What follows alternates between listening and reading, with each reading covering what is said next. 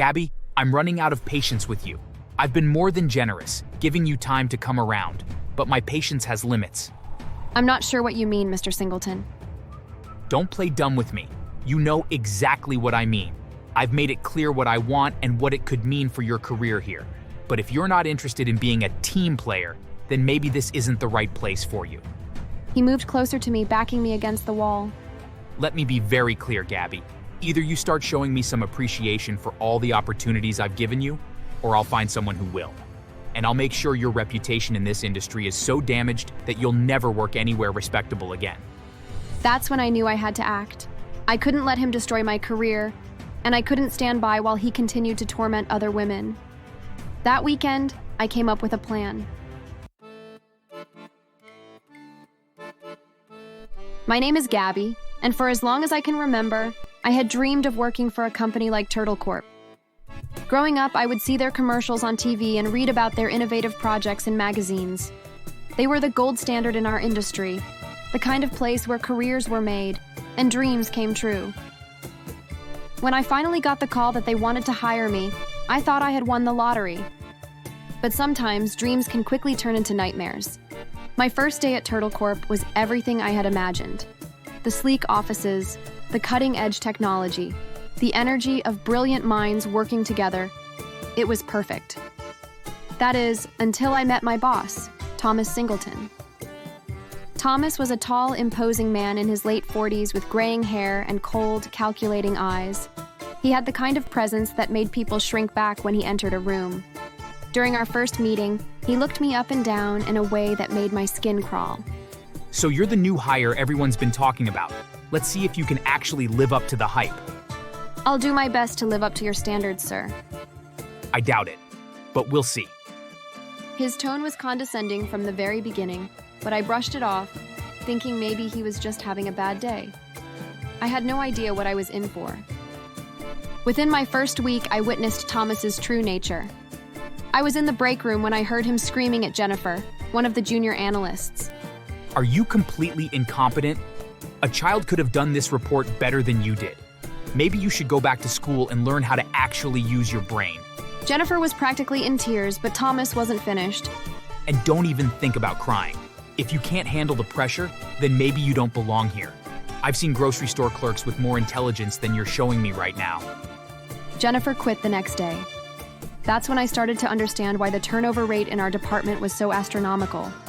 People would come and go like revolving doors, and I soon learned that this was only the tip of the iceberg. Thomas seemed to take particular pleasure in tormenting his female employees. With the men, he was demanding and harsh, but with the women, there was something more sinister. He would make inappropriate comments about our appearance, stand too close when reviewing our work, and his eyes would linger in places they shouldn't. The first time he made a pass at me was during my third week. I was working late, trying to finish a presentation, when Thomas appeared at my desk. You know, Gabby, I've been watching you. You're different from the other girls here. Smarter, more appealing. He leaned over my shoulder, supposedly to look at my computer screen, but I could feel his breath on my neck. Why don't we discuss your career prospects over dinner? I know a quiet little place where we could get to know each other better. I appreciate the offer, Mr. Singleton, but I prefer to keep my work and personal life separate. That's a shame. You know, the employees who are most successful here are the ones who understand the value of collaboration. The threat was thinly veiled, but clear. I politely declined again and quickly packed up my things to leave. As I walked away, I could feel his eyes burning into my back. The harassment escalated over the following weeks. Thomas would find excuses to call me into his office, where he would make increasingly bold suggestions. You're wasting your potential, Gabby. I could fast-track your promotion if you were willing to show me how much this job really means to you. Thanks, but I'll just keep grinding and working hard. Fine. Waste your time and energy. But one night with me would do your career a world of good, and you would probably enjoy it too. When I continued to refuse, his behavior became more aggressive. He would criticize my work unfairly, assign me impossible deadlines, and humiliate me in front of other colleagues. Maybe Gabby can explain to us why her analysis is so sloppy. Or perhaps she's too distracted by other things to focus on her job properly. I'm sorry, sir. I promise I wasn't distracted, but I'll make sure that it is more to your liking next time. Huh, I've heard that before. Quit whining and actually just do your job correctly. I can't believe I have so many idiots working in my department. The other women in the department and I would sometimes commiserate in hushed conversations. Sarah from accounting told me how Thomas had cornered her in the supply closet and tried to kiss her. Maria from marketing shared how he had offered her a raise in exchange for private meetings at his hotel when he traveled for business. But it was what happened to Lisa that really opened my eyes to how far Thomas was willing to go. Lisa had been with the company for 3 years and was one of our best performers. When she refused his advances, Thomas systematically destroyed her reputation, gave her terrible performance reviews, and eventually had her fired for poor attitude. The breaking point came on a Friday afternoon. Thomas called me into his office and closed the door behind him. Gabby, I'm running out of patience with you.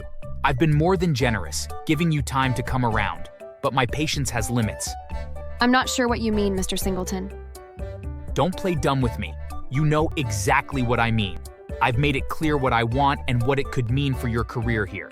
But if you're not interested in being a team player, then maybe this isn't the right place for you. He moved closer to me, backing me against the wall. Let me be very clear, Gabby. Either you start showing me some appreciation for all the opportunities I've given you, or I'll find someone who will. And I'll make sure your reputation in this industry is so damaged that you'll never work anywhere respectable again. That's when I knew I had to act. I couldn't let him destroy my career, and I couldn't stand by while he continued to torment other women. That weekend, I came up with a plan. On Monday morning, I walked into Thomas's office with a different attitude. Mr. Singleton, I've been thinking about what you said on Friday. Oh? And what conclusions did you reach? Maybe I have been playing hard to get. But if we're going to do this, it has to be done right. Not in some seedy hotel room like you probably take the others. His eyes lit up with interest and triumph. What did you have in mind? The main boardroom. Tonight after everyone leaves. There's something exciting about the risk, don't you think? Now you're talking. I knew you'd come around eventually. What Thomas didn't know was that I had done my research. The main boardroom was equipped with high-definition security cameras that recorded not just video, but audio as well. Everything would be captured. That evening, I waited until the building was nearly empty before heading up to the boardroom. Thomas was already there, pacing excitedly. I have to admit, Gabby, I didn't think you had this kind of imagination. Oh, I'm full of surprises. But if we're going to do this, we need to do it right. I want you to strip down first. I need to see that you're really committed. You're kinky. I like that. He eagerly began removing his clothes, his eyes never leaving me. Once he was completely naked, I pulled out the handcuffs I had hidden in my purse. Now I want to cuff you to the door. Trust me, it'll be worth it. Jesus, Gabby, you're wild. As soon as the handcuffs clicked shut around his wrist and the door handle, I grabbed his clothes and cell phone and backed away. Actually, Thomas, this is where our little encounter ends. What the hell are you talking about? Get back here and uncuff me. I don't think so. See, those cameras up there have been recording everything. Your threats, your harassment, and now this. I think the board of directors will be very interested in reviewing the footage. You beach, I'll make sure you're fired for this. I'll destroy you. Good luck with that. I walked toward the elevator, leaving Thomas screaming and struggling against the handcuffs. As I rode down to the parking garage, I scrolled through his phone until I found his wife's contact information, and I texted her. Hi, Mrs. Singleton. This is Gabby from your husband's office. Thomas is currently handcuffed naked to the boardroom door because he tried to force me to sleep with him, and I refused. You might want to know what kind of man you're married to.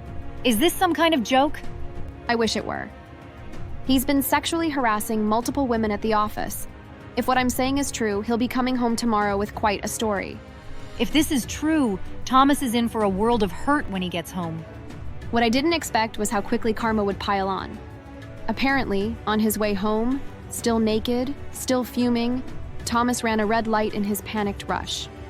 Big mistake. The cops pulled him over 2 blocks from his house. 2 officers approached with flashlights, expecting a drunk or drugged-out mess.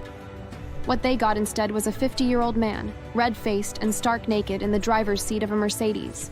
Sir, are you aware you're completely nude? It's not what it looks like. My girlfriend and I were role-playing and She cuffed me, took my clothes, it's just a misunderstanding. Roleplay, huh? What was the theme? Creep gets caught? They laughed. Hard. The next morning, I called in sick and waited. Around noon, I got a call from the head of the board of directors. Gabby, we need to speak with you immediately. Can you come in? When I arrived at the office, I was escorted directly to the conference room where the entire board was waiting. They had already reviewed the security footage. We owe you an apology, Gabby. We had no idea this was happening. Thomas Singleton has been terminated immediately without severance. But we need to understand, why didn't you come to HR with these complaints? I was afraid it would hurt my career. Thomas made it clear he had influence, and I saw what happened to other women who tried to speak up. We understand, but please know that in the future, our door is always open. We're implementing new policies to ensure this never happens again.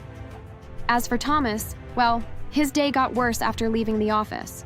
Since I had taken his clothes and phone, he had to ride the elevator down completely naked and drive home naked. Security footage of that made its way around the building, though officially, no one was supposed to have seen it. When Thomas arrived home naked and had to explain to his wife that he'd been fired, she knew everything I had texted her was true. From what I heard through the office gossip network, Mrs. Singleton beat him so badly that he fled their house and never returned. The rumors that followed were delicious. Apparently, she filed for divorce and took him for everything he was worth. His reputation in the industry was destroyed, and the only job he could find was as a night security guard at the city garbage dump. Word was that he was living in a tiny apartment downtown and always smelled like refuse. As for me, the new manager they brought in to replace Thomas was everything he wasn't: respectful, supportive, and genuinely interested in helping his team succeed. For the first time since starting at Turtle Corp, I was able to truly enjoy my dream job. As for Thomas, heard rumors that life didn't just fall apart for him, it disintegrated.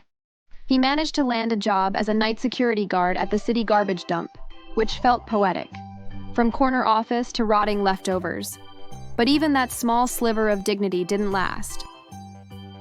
A few months in, someone, I don't know who and I don't care, anonymously posted a dossier on several online forums, claiming Thomas Singleton had a history of inappropriate conduct toward underage interns. There was no proof, but the timing and the karma felt eerily perfect. The post went viral locally. His photo was shared with phrases like, "Watch out for this creep," and "former exec turned dumpster perv." Flyers started appearing near the dump, and bus stops with his mug and the word "Predator" in red ink. One day, on his walk home in his dusty security uniform, a group of middle school boys spotted him.